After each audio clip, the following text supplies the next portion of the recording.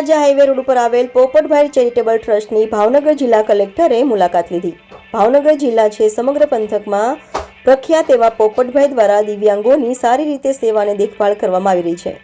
ત્યારે આજે મહુવા પંથકમાં આવેલ ભાવનગર જિલ્લા કલેક્ટર દ્વારા અહીં મુલાકાત કરવામાં આવી હતી। પોપટભાઈ ચેરિટેબલ ટ્રસ્ટ સુરત સંચાલિત સોશિયલ મીડિયા આશ્રમ તળાજા મહુવા હાઈવે ઉપર આવેલું છે।